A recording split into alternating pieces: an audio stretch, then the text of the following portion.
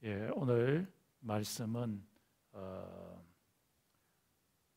제자도로서 예수님의 제자라면 반드시 알아야 할 상황인 예수님의 재림, 예수님께서 두 번째 이 세상에 방문하신 그 방문, Second Coming of Jesus에 대해서 한번 같이 살펴보겠습니다. 오늘 본문 말씀은 데살로니가 전서 4장 13절에서 5장 8절까지 말씀입니다. 같이 한번 읽도록 하겠습니다. 시작. 형제들아, 자는 자들에 관하여는 너희가 알지 못함을 우리가 원치 아니하노니 이는 소망 없는 다른 이와 같이 슬퍼하지 않게 하려 함이라. 우리가 예수에 죽었다가 다시 사심을 믿을진대 이와 같이 예수 안에서 자는 자들도 하나님이 저와 함께 데리고 오시리라. 우리가 주의 말씀으로 너희에게 이것을 말하노니 주 강림하실 때까지 우리 살아남은 자도 결단코 앞서지 못하리라. 주께서 호령과 천사장의 소리와 하나님의 나팔로 치니 하늘로 쫓아 강림하시리니 그리스도 안에서 죽은 자들이 먼저 일어나고 그 후에 우리 살아남은 자도 저희와 함께 구름 속으로 끌어올려 공중에서 주를 영접하게 하시리니 그리하여 우리가 항상 주와 함께 있으리라. 그러므로 이 여러 말로 서로 위로하라. 형제들아, 때와 시기에 관하여는 너희에게 쓸 것이 없으면 주의 날이 밤에 도적같이 이를 줄을 너희 자신이 자세히 알미라. 저희가 평안하다 안전하다 할 그때에 잉태된 여자에게 해산 고통이 이름과 같이 멸망이 홀련히 저희에게 이르리니 결단코 피하지 못하리라. 형제들아, 너희는 어둠에 있지 아니하며 그 날이 도적같이 너희에게 임하지 못하리니 너희는 다 빛의 아들이여 낮의 아들이라. 우리가 밤이나 어둠에 속하지 아니하나니 그러므로 우리는 다른 이들과 같이 자지 말고 오직 깨어 건신할지어다. 자는 자는 밤에 자고 취하는 자들은 밤에 취하되 우리는 낮에 속하였으니 건신하여 믿음과 사랑의 흉배를 붙이고 구원의 소망의 투구를 쓰자. 아멘. 오늘 말씀의 주제는 재림, 예수님의 이 세상에 두 번째 오시는 것입니다. 조셉 S. 파락이라고 하는 한국 사람이 케임브리지, 영국에 있는 케임브리지 대학교에서 Afterlife through the inscription concept이라는 제목으로 논문을 써서 신약학으로 PhD를 받은 분이 있습니다. 이분의 논문에 보면은 이 사람이 원래 생각할 때에 지중해에 있는 이태리나 또는 그리스 디아스포라 지역에 있는 묘비, 묘 앞에 비석이 있지 않습니까? 그 비석에 글자들을 무슨 내용이 있는지 굉장히 궁금해서 그 내용이 어떤 컨셉을 갖고 있는지 그것을 찾기를 원했습니다. 이것을 하기 전에 이 사람이 갖고 있었던 하이포테시스는 가정은 유대인들의 묘비에 있는 글이니까 대부분의 유대인들은 바리새인의 생각과 같이 사람의 부활이 있을 것이라고 바리새인들이 이렇게 주장했기 때문에 부활이 있을 것이라고 바리새인들이 주장했기 때문에 유대인들은 부활에 대한 소망이 있을 것이라는 그런 가정을 했습니다. 그래서 이제 이런 가정을 갖고서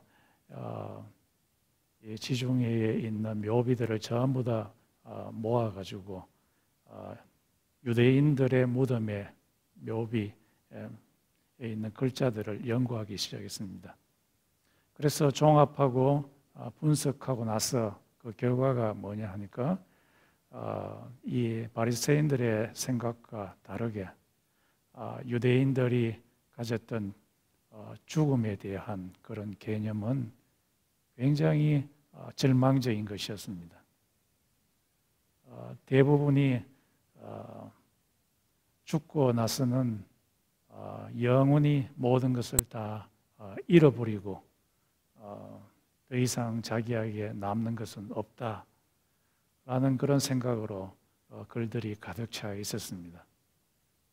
그래서 이 논문을 쓰신 조셉의 그 가정은 깨어지게 되었습니다.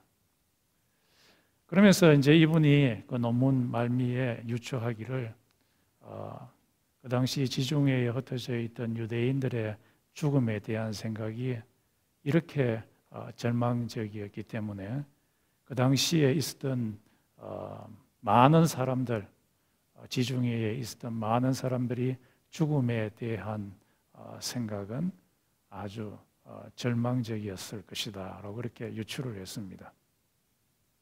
이 사람들의 생각에서는 죽고 나서 죽는 사람이 다시 부활하신다. 예수님이 재림하시게 될 때 죽었던 사람이 다시 부활한다는 그런 생각이 거의 없었음을 알 수가 있습니다.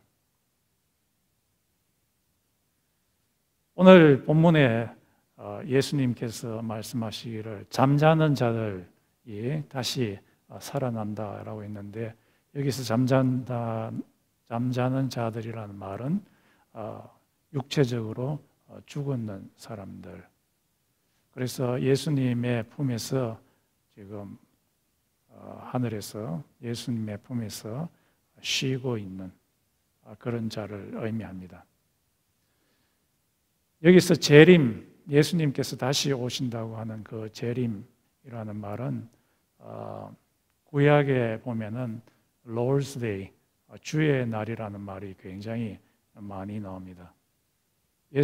하나님께서 이 세상에 주의 날에 이 세상에 방문해서 그의 뜻을 따르지 않는 자들을 심판하시는 날이 주의 날인데 이 주의 날과 같은 개념으로 예수님의 재림, 예수님께서 second visit, 이 세상에 두 번째 방문하는 그 말이 Lord's Day와 비슷합니다.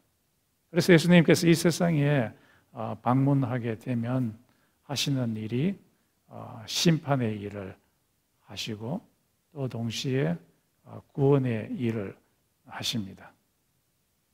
예수님께서 이 세상에 첫 번째로 오신 것은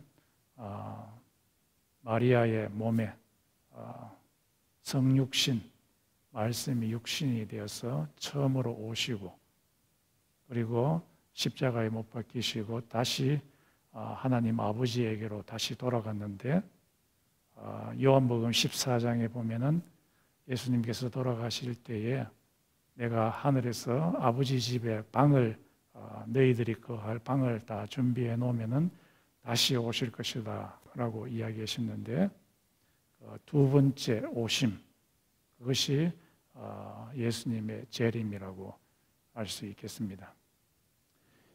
이 예수님께서 재림하시게 될 때에 이 땅에 여러 현상들이 일어난다고 이야기하고 있습니다.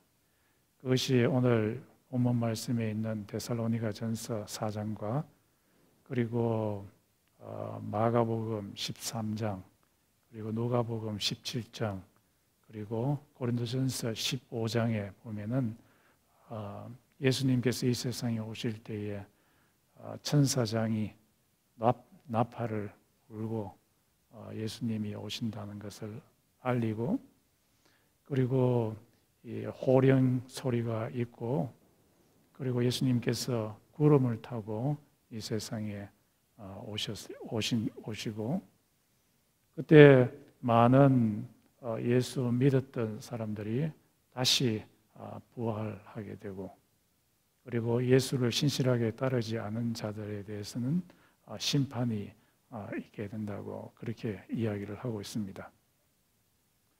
이 재림을 우리들이 꼭 알아야 할 그 구절들이 있습니다.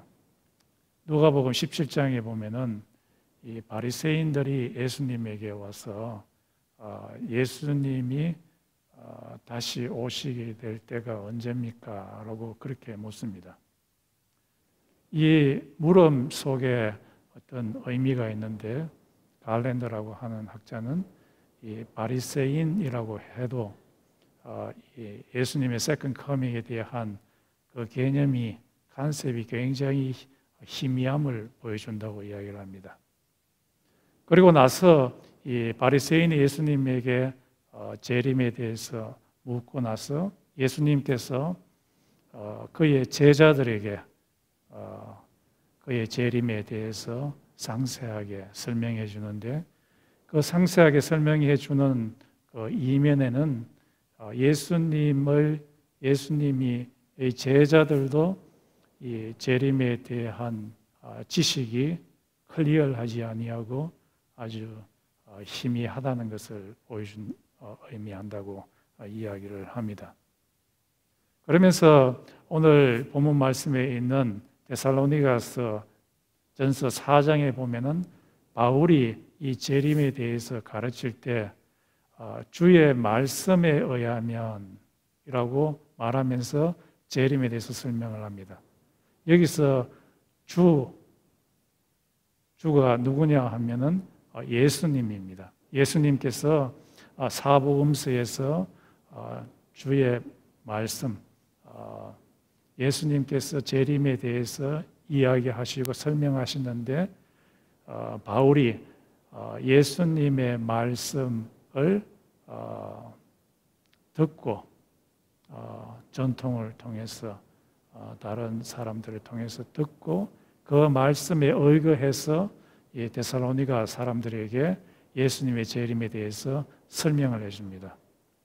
이 과정들을 보면 바리새인이나 또 예수님의 제자나 또는 바울이 데살로니가 교인들에게 이 예수님의 재림에 대해서 가르쳐 준다는 것을 보면은 예수님의 제자들은 이 재림에 대한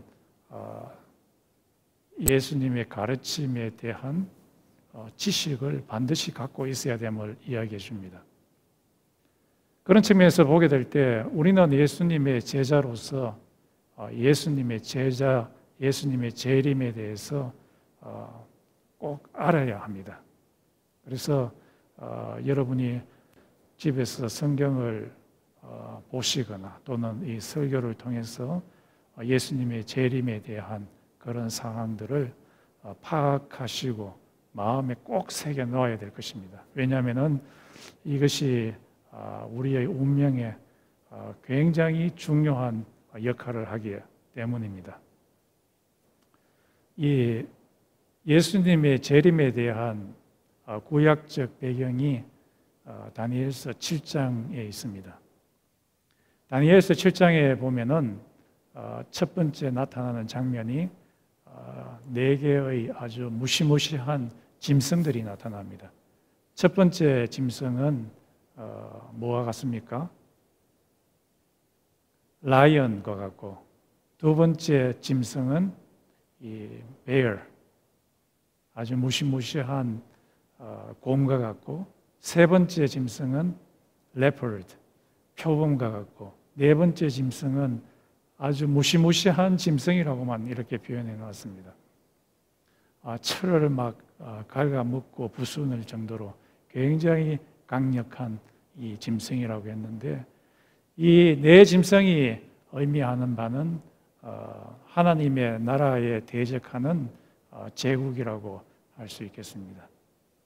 이런 네 개의 제국이 순차적으로 하나님의 나라에 대해서 엄청나게 반대하고 또 하나님의 나라에 속한 백성들을 핍박하는 가운데, 그런데 이 네 짐승에 대한 사건 그 바로 다음에 이 사람과 같으니, 우리 한글 성경으로는 인자, 사람과 같은 이 Son of Man, 이 구름을 타고 와서 태고적부터 계시니, Ancient Day, 하나님 아버지를 의미하는데, 이 하나님 아버지의 보좌 우편에 있는 보좌에 앉으셔서 하나님 아버지로부터 이 온 우주를 다스릴 수 있는 그 권세를 받게 됩니다. 이 받게 된 그 인자, Son of Man이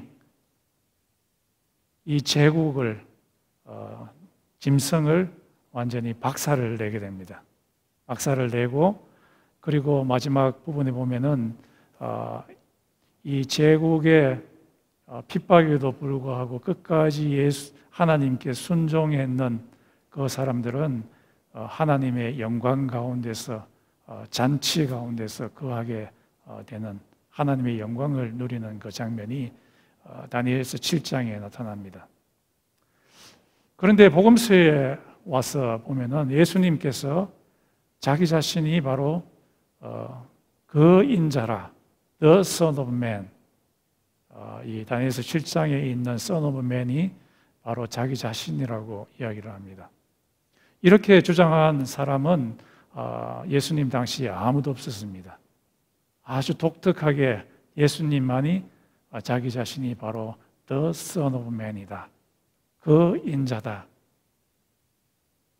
그렇게 말씀하시면서 예수님께서 이 세상에 처음 오셨을 때 그 인자로서 귀신을 쫓아내고 또 병들을 고치시고 복음을 전파하는 사역을 하게 됩니다. 이런 사역이 예수님의 말씀에 의하면은 성령에 의해서 귀신들이 쫓겨나는 것이 바로 다니엘서 7장에 있는 그 인자가 제국을 물리치는 그 장면이라고 할 수 있겠습니다. 그 예수님이 인자로서 오셔가지고 사단에 속한 그 나라를 조금씩 무너뜨리기 시작하시고, 그리고 나서 예수님께서 성천하시고 나서 인자로서 다시 이 세상에 와서 조금씩 물리치던 그 사단의 나라를 교회를 통해서 이 세상 나라, 사단에 속한 나라를 조금씩 물리치시다가 Second Coming, 재림하실 때 이 사단에 속한 나라를 온전히 다 박살을 해버리시고 이 땅, 사단이 점령했던 이 땅을 온전한 하나님의 나라로 만드시겠다 라고 하는데, 그것이 바로 예수님의 재림 때에 일어난다는 것입니다. 이런 예수님께서 마지막으로 하나님의 나라를 완성시킬 그 재림의 시간이 언제 때냐 했을 때는 아무도 모른다. 예수 자신도 모른다. 오로지 하나님만 아신다라고 예수님께서 말씀하셨습니다. 예수님께서 이 세상에 다시 오시는 그 시간은 마치 도둑처럼 이 세상에 오신다. 도둑이 어떤 집을 털려고 들어갈 때 그 집 주인에게 내가 언제 온다고 이야기는 하지 않지 않습니까? 그것처럼 예수님께서도 이 세상에 오실 때 도둑처럼 아무도 알지 못하는 시간에 오신다고 이야기를 했습니다. 그런데 이 세상에 있는 어떤 사람들은 너무 그 시간이 알고 싶고 자기 자신의 억측으로 그 시간을 정하려고 합니다. 그래서 한국에 제가 서울의 사당동에 그 총신에 있을 때 1992년도인 것 같은데 그때 예수님이 재림하신다고 막 난리 북새통을 하지 않았습니까? 여러분 기억나시죠? 1992년도. 그 한국 사람의 그런 북새통이 얼마나 심했는지 G.K. 비열이라고 하는 아주 유명한 신약학자가 자기의 주석서에 적어놨더라고요. 1992년에 한국에서는 예수님이 오신다고 이렇게 북새통을 쳤다고. 또 어떤 사람은 데살로니가 전서 4장 전반부에 나타난 것처럼 예수님께서 아주 늦게 오니까 빈둥빈둥 놀자라고 하는 그런 사람이 있었습니다. 예수님께서 언제 올지 모르니까 우리들이 해야 할 일은 평소에 예수님이 오실 것을 준비를 해야 될 것입니다. 이 누가복음 17장에 보면은 예수님께서 이 세상에 다시 오시는 그 재림에 대해서 농담으로 여기는 사람이 있을 것이다 라고 그렇게 적어 놓았습니다. 이런 사람들은 마치 노아 시대의 사람들과 비슷하고 또 롯 시대의 사람들과 마찬가지일 것이다 라고 누가복음 17장에 이야기하고 있습니다. 롯 시대 때에 하나님께서 롯에게 얼마 후에 온 세상을 덮을 아주 큰 홍수가 올 테니까 너희들은 이 노아가 사람들에게 내가 짓는 이 방주 안에 들어오라 라고 그렇게 이야기를 했습니다. 그런데 예수님의 말씀에 의하면 대부분의 사람들이 아주 콧방귀를 뀌었습니다. 농담으로 여겼습니다. 그래서 무슨 그런 홍수가 온단 말이야 하면서 이 세상 일에만 온통 올인하는 모습을 보여줍니다. 그래서 장가가고 시집가고 또 먹고 마시고 또 집 짓고 그 하는 일에만 온통 매달렸습니다. 이 세상 비즈니스에만 매달렸습니다. 그런데 갑자기 한번 비가 오기 시작하니까 하늘에 있는 그 구름에 있는 물기가 가득 차 있는 그 문이 활짝 열리고 그래서 거기에서 하늘에서 있는 궁창에서 비가 엄청 쏟아지고 또 지하에 있는 그 지하수 입구들이 막 여기저기에서 막 터져 올라가지고 물이 온 세상을 다 덮어버려서 사람들이 노아의 가족 외에는 다 죽게 되었다고 이야기를 합니다. 마치 마지막 시대 때는 예수께서 다시 오신다는 그것을 농담으로 여기는 자들이 롯의 시대와 같다라고 이야기를 합니다. 롯 시대 때에 하나님께서 조금 있으면은 유황불로서 멸망시킨다라고 했는데 사람들이 농담으로 여겼습니다. 그래서 그 당시에 있었던 사람들이 대부분 한 일이 하나님의 오심에 대해서는 전혀 신경을 꺼버리고 이 세상 일에만 매달리게 되었습니다. 그렇게 되자 하나님께서 말씀하시는 대로 갑자기 하늘에서 sulfur, 유황과 불이 내려서 사람들이 다 죽게 되었습니다. 롯의 아내는 하나님의 말씀을 농담으로 여기고 이 세상 것을 이 소돔 성에 있는 자기의 재산을 보지 말라고 했는데 거기에 올인해서 바라보는 순간 소금 기둥이 되었다고 이야기를 합니다. 예수님께서 누가복음 17장에서 이 두 가지 예를 들면서 정말 예수께서 오실 때에도 많은 사람들이 이 세상에 있는 직업과 비즈니스와 이 세상에서의 먹고 사는 것에만 온통 정신이 빠져가지고 예수께서 오시는 그 말씀을 농담으로 여기는 자들에게는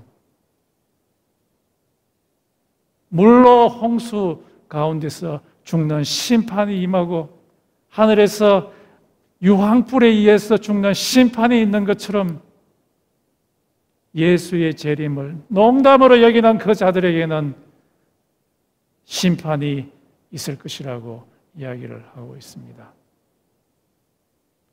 또 베드로후서 3장에 보면은 예수의 재림을 조롱거리로 여겼다라고 이야기하고 있습니다.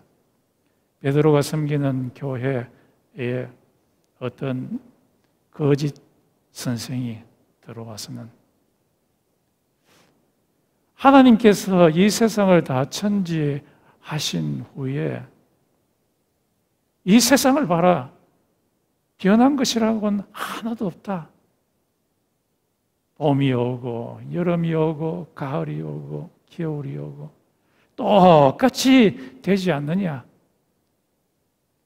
그런데 무슨 예수가 다시 와서 무슨 일이 생길 것이라고, 변화가 있을 것이라고 그렇게 말하느냐. 예수의 재림에 대해서 조롱을 했습니다. 그때 베드로가 이 상황을 보니까 그냥 두어서는 교회가 엉망이 될 것 같거든요.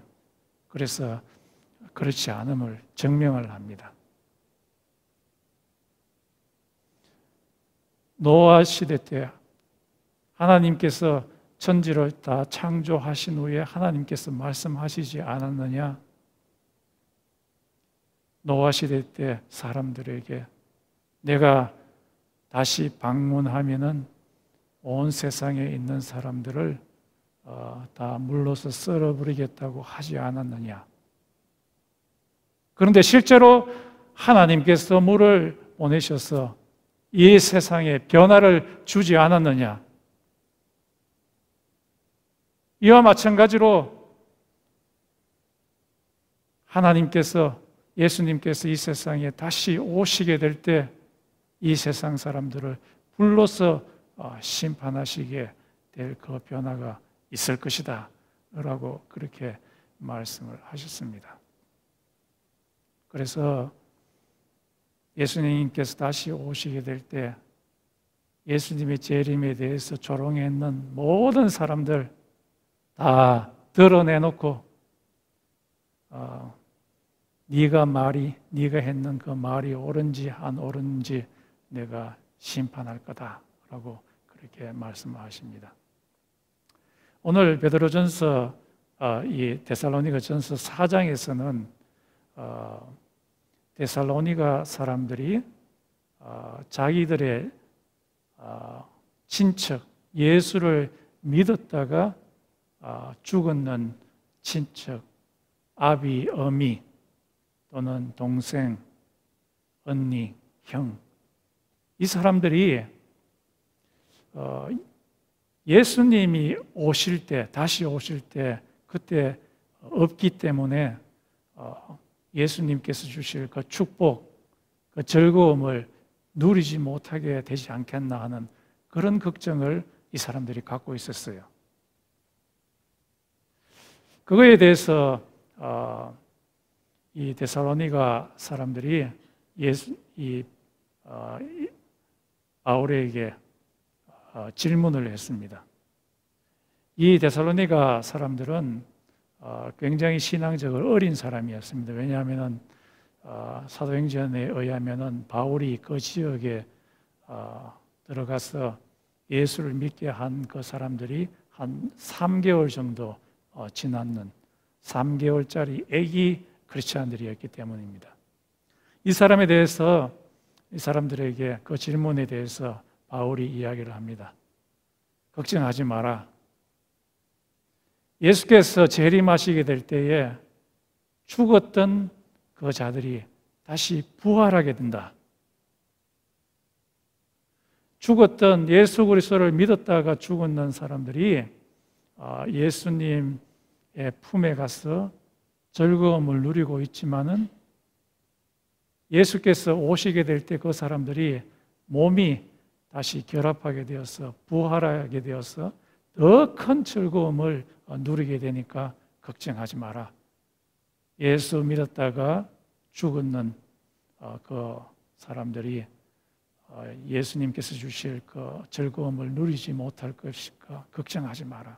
누리게 된다. 라고 그렇게 말씀하시면서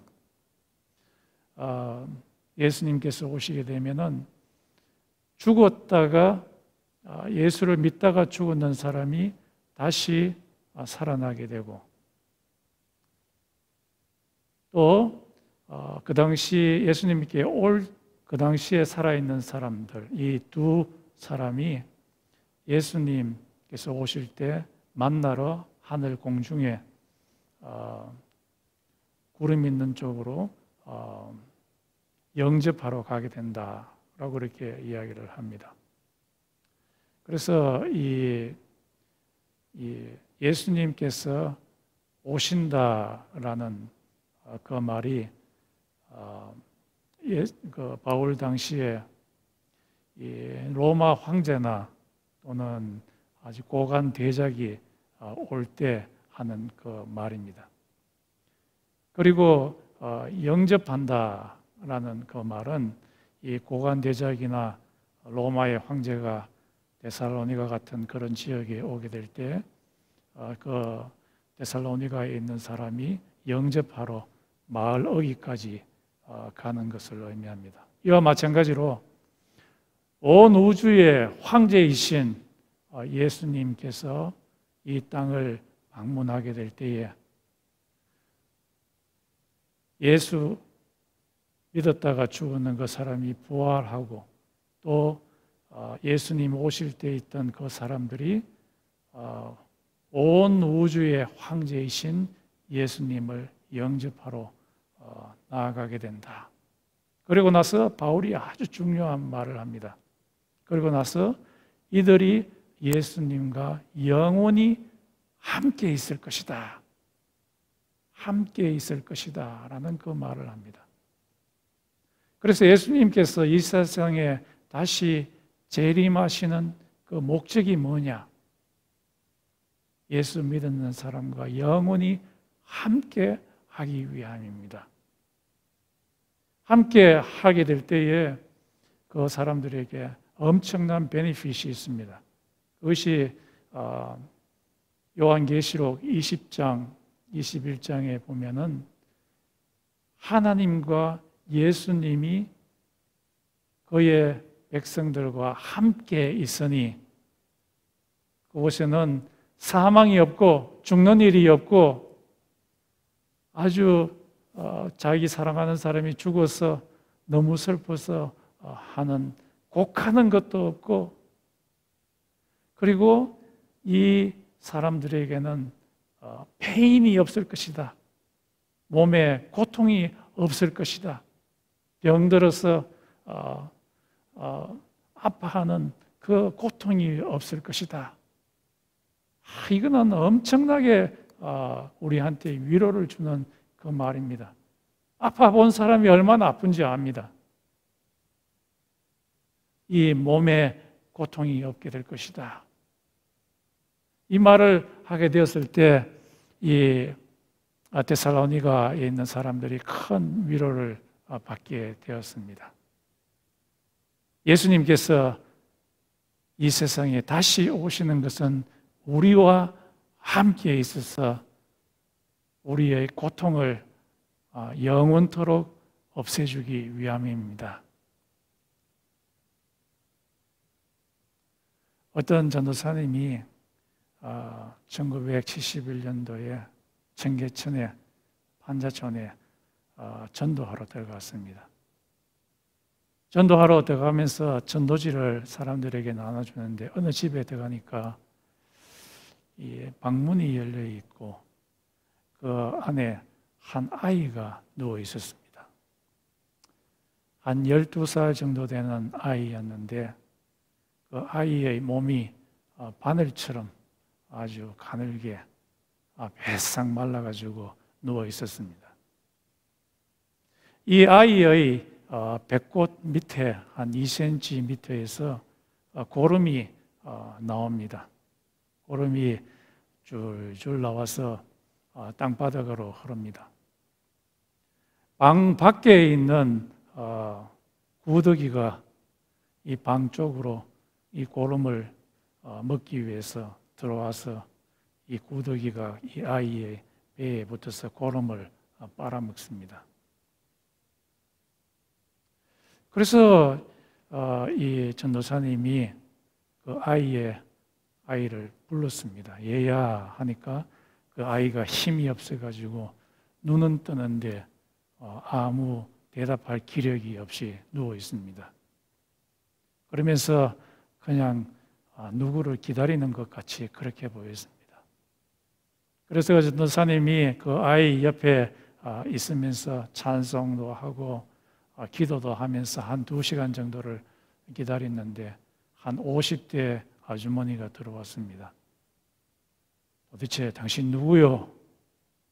라고 이렇게 이야기하니까 나는 이 동네에 들어온 전도사입니다. 전도하러 들어왔는데 이 아이가 혼자 누워 있어서 그렇게 들어왔습니다. 그렇게 이야기를 했습니다. 그런데 이 아이가 왜 이렇게 누워 있습니까? 고름 흘리는 채. 그렇게 이야기를 하니까 엄마가 이야기하기를 이 애가 5살 때부터 아프기 시작했어요. 그래서 이 아이가 아플 때에 아스피린 약국에 가서 사고 또 콩나물국 시원하게 해서 먹이면은 이 아이가 낫다가 조금 지나고 나면 또 재발을 해서 그래서 5살부터 12살까지 이렇게 계속해서 이런 현상이 일어나다가 2달 전부터 이 아이의 배꼽 밑에서 고름이 나기 시작했습니다. 그렇게 이야기를 합니다. 그래서 도대체 무슨 병입니까? 병명이 뭡니까? 하니까 병원에 한번 가보셨어요? 라고 하니까 이 어머니가 말하기를 꼭 가야 되는 건 알지만은 지금 돈이 없어서 병원에 갈 수가 없었어요. 그렇게 이야기를 합니다. 그래서 이 전도사님이 그러면은 제가 이 아이의 형이라고 생각하고 한번 이 아이를 병원에 데려가서 병명이라도 한번 알 수 있겠습니까? 제가 데려가도 좋을까요? 하니까 그 어머니가 이야기하기를 하실 수 있으면 좋지요. 그래서 이 전도사님이 자기 신학교 다닐 테니까 신학교에 있는 다른 전도사님한테 돈을 헌금하라고 했습니다. 이 아이가 있으니까 이 아이를 위해서 헌금해라. 그래서 헌금을 한 돈이 한 3만 원 정도 되었습니다. 이 돈을 갖고서 그 다음날 택시를 대절해서 이 아이를 싣고 병원에 갔습니다. 이 병원에 갔더니만 의사 선생님이 엑스레이를 찍고 진단을 했는데 척추에 있는 디스크 5개가 결핵에 의해서 5개 중에 3개는 결핵균이 다 깔아먹어 버렸고 지금 2개는 깔아먹고 있는 중이라고 합니다. 그래서 이 결핵이 디스크를 깔아먹고 있기 때문에 그 허리에서 이 진물이 고름이 질질질질 나고 있다는 겁니다. 그러면 이 아이를 어떻게 고칠 수 있습니까? 라고 물어보니까 의사 선생님이 약으로는 안 되고 지금은 대수술을 해야 된다는 겁니다. 인공 디스크를 이 스파인에 박아 넣어가지고 집어넣어야만 이 아이가 살 수 있다는 겁니다. 그렇지 않으면은 이 아이는 평생 동안 곱추가 되어가지고 살 수밖에 없다고 그렇게 이야기했습니다. 그런데 이 대수술을 하는데 돈이 얼마입니까? 하니까 너무너무 비싼 거예요.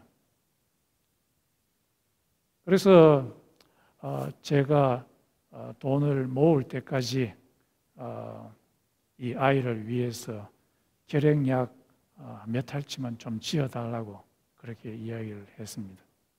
그랬더니만 그 의사 선생님이 지금 약으로는 안 되고 수술을 해야 된다고. 그러니까 전도사님이 그거 할 줄 몰라서 지금 안 하는 게 아닙니다. 돈이 없어서 그러니까 결핵약 2달치만 꼭 지어달라고 그동안에 제가 돈을 모아보겠습니다. 그래서 사정을 했더니만 그 의사 선생님이 2달치 결핵약을 지어줬어요. 그리고 이 약을 갖고 와서 이 아이한테 이야기를 합니다. 너 이 약 먹을 동안에 기도해야 된다. 너 어떻게 기도하는지 아느냐? 하니까 이 아이가 기도할 줄 몰라요. 그래서 내가 어떻게 기도하는지 가르쳐 줄게.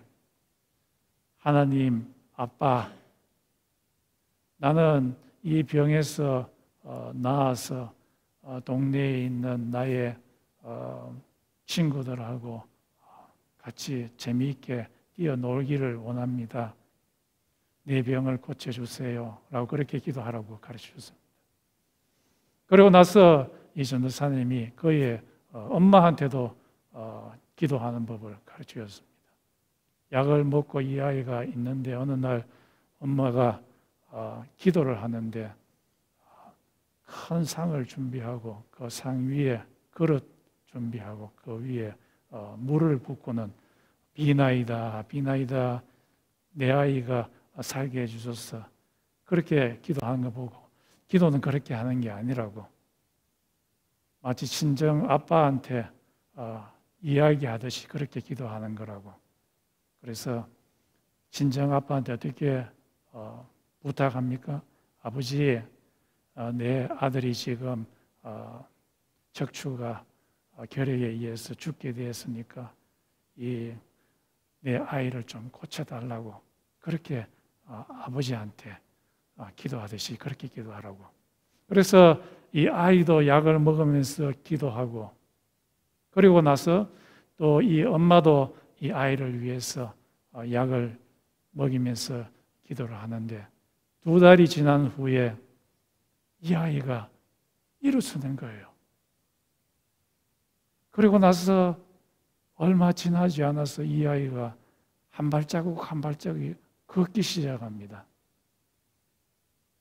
그런데 그 얼마 더 지난 후에 이 전도사님이 그 아이를 방문해서 보니까 이 아이가 동네 아이하고 손을 못 잡고 지금 씨름을 하고 있는 거예요.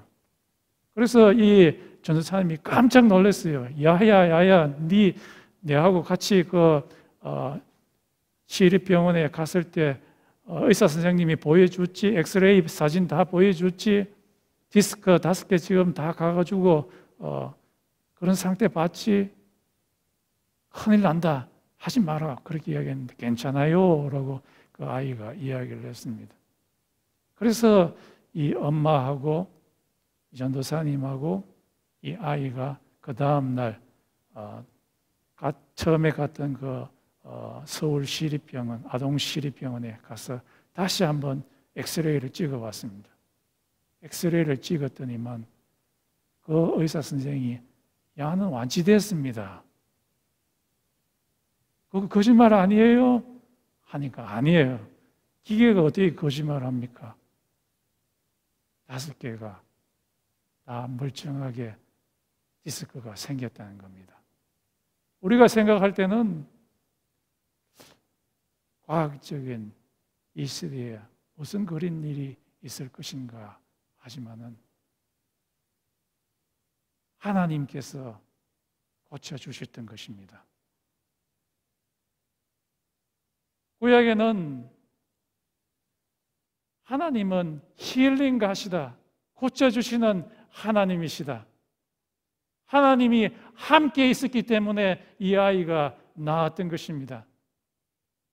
예수님께서 이 세상에 다시 오시는 그 목적은 예수님이 하나님으로서 우리와 함께 있어서 우리의 몸에 있는 고통을 없애주시고 우리의 눈에 곡하는 것이나 눈물을 없애주시기 위해서 예수님께서 재림하시는 것입니다. 예수님의 재림이 없으면 우리는 이 세상에서 곡할 수밖에 없고 죽을 수밖에 없고 고통을 느낄 수밖에 없지만은 예수께서 이 세상에 함께 영원히 우리와 함께 하는 것은 우리에게 있어서는 위로가 되지 않을 수가 없습니다. 이 예수 그리스도의 재림을 갈망하십시오. 소망하십시오. 그때에 우리에게 진정한 구원이 있습니다. 여러분, 이 시간 한번 기도합시다. 우리의 본성이 어떤 본성입니까? 우리의 머리로 생각할 때에 이 세상에 있는 모든 것들은 아무 변화 없이 그대로 흘러가는 것이다. 예수께서 다시 오시는 것은 없는 일이다 라고 우리의 본성과 우리의 머리는 말합니다.